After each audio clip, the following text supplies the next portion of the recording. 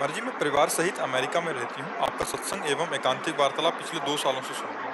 अगले वर्ष कॉलेज जाने वाली हूँ, जहाँ मुझे अकेले रहना होगा। अपने भविष्य को लेकर चिंता होती है कि कहीं कोई गलत निर्णय ना ले लूँ, क्योंकि मित्रों के साथ होते ही उनकी बातें ज़्यादा रुचिकर व प्रभावशाली लगती हैं। मुझे भय है कि मैं भक्ति मार्ग से दूर ना चले जाऊँ। महाराज जी, मेरा मार्गदर्शन करें कि मैं कैसे स्थिर रहूँ? सबसे पहली बात है कि पूरी लंका में एकमात्र महाभागवत विभीषण जी रहते थे और रावण भी नहीं जान पाया। उनके दरबार में जाते थे, पूरा घर परिवार ऐसे मिल मिला के रहते थे। लेकिन विभीषण जी बिल्कुल अलग थे सबसे।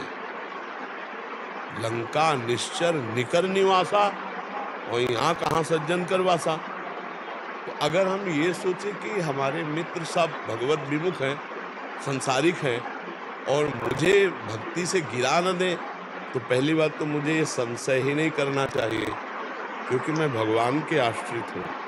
जब लंका में रह के विभीषण जी भक्ति कर सकते हैं, तो हम भी भगवान के अंश हैं। अमेरिका या कहीं भी रहे, भगवान की भक्ति बहुत अच्छे से हो सकती है। जब हमारा निर्णय कमजोर होगा, तो हम भारत में रहें, वृंदावन में रहें, तो भी भ्रष्ट हो जाएंगे। क्या वृंदावन में नहीं भ्रष्ट हो जाएंगे? हमारा निर्णय कमजोर है तो हम कहीं भी गिर सकते हैं। अगर हमारा निर्णय कमजोर नहीं है, पक्का है, तो कोई भी हमें नहीं गिरा सकता। जो रहीम उत्तम प्रकृति का कर सकत कुसंग, चंदन विष व्यापत ने लपटे रहत भुजंग। चाहे जितना कुसंग मिल जाए, कोई फर्क नहीं पड़ता, क्योंकि हम अपने पर इतनी निष्ठा दृढ़ होनी चाहिए। पहली बात बच्चा ये है, चाहे बच्चा हो चाहे बच्ची, हमारी हाथ जोड़कर प्रार्थना है कि आजकल ये जो गर्लफ्रेंड बॉयफ्रेंड रूपी विष चला है, इससे अगर पहले अपने आप को परिपक्व रूप से बचा ले, तो आगे का मार्ग बहुत प्रशस्त हो जाएगा। हम दोस्ती का विरोध नहीं करते, दोस्ती करो, बच्चा बच्ची से दोस्ती करे, बच्ची बच्चा से दोस्ती करे। जैसे मित्रवत खेल, हंसना बैठना उठना चरित्रहीनता नहीं। तुम्हारा अगर दोस्त बढ़िया बन जाए, तो अपने माता पिता से सलाह लेकर उसे आजीवन का साथी बना लो। आजकल छोटे छोटे बच्चे चरित्र, तो अगर चरित्रहीनता है तो फिर भक्ति का, फिर वो निष्ठा वाली बात नहीं रहेगी। कहीं भी चले जाओ, आप अपने चरित्र को बचा लो बस। और पहले ये कहा जाता था कि जिसका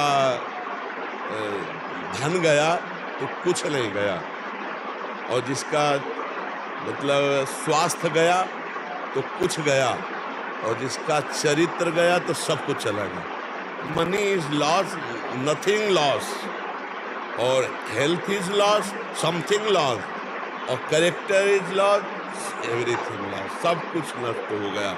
और आज है उल्टा चलता है, नहीं? और जबकि विज्ञजनों ने कहा, धन का नाश कोई नाश नहीं माना जाता, स्वास्थ्य का नाश थोड़ा नाश माना जाता है, लेकिन यदि चरित्र का नाश हो गया तो सब कुछ नाश हो गया, कुछ नहीं बचा। तो हमें लगता है जो आज समाज में हमारे फैल रहा है virus, girlfriend boyfriend live in relation वाला, ये बहुत हानिकारक है। इससे हमारे पवित्रता, हमारे विचार, हमारी धार्मिकता, हमारी निष्ठा सब नष्ट हो रही है। माता पिता रोते रह जाते हैं, बच्चे बच्चियां एक भी उनकी बात ना मानकर मनमानी आचरण कर लेते हैं। अब वो रो के क्या करें? ये आज की पढ़ाई लिखाई है। तो हमें एक प्रार्थना बच्चा कि आप तो भक्त हो, तभी तो आप यहाँ आकर प्रश्न कर रहे हो। तो आपको चाहिए पहला सबसे कि हम अपने चरित्र की रक्षा करेंगे, दूसरा भगवान का स्मरण, तीसरा सत्संग सुनते रहेंगे तो बुद्धि शुद्ध बनी रहेगी, फिर तुम्हें कोई नहीं गिरा पाएगा। आप पक्के रहो तो आपको कोई नहीं गिरा लेगा, और आप पक्के नहीं हो तो कोई किसी की जरूरत नहीं। अपने आप से अपने आप में आप भ्रष्ट हो सकते हैं, नष्ट हो सकते हैं। इसलिए हमें अपना पक्का इरादा, पक्का भगवान का भरोसा, नाम जप, सत्संग सुनना, तो हमें फिर कोई परेशानी नहीं रहेगी, कोई नहीं गिरा पाएगा।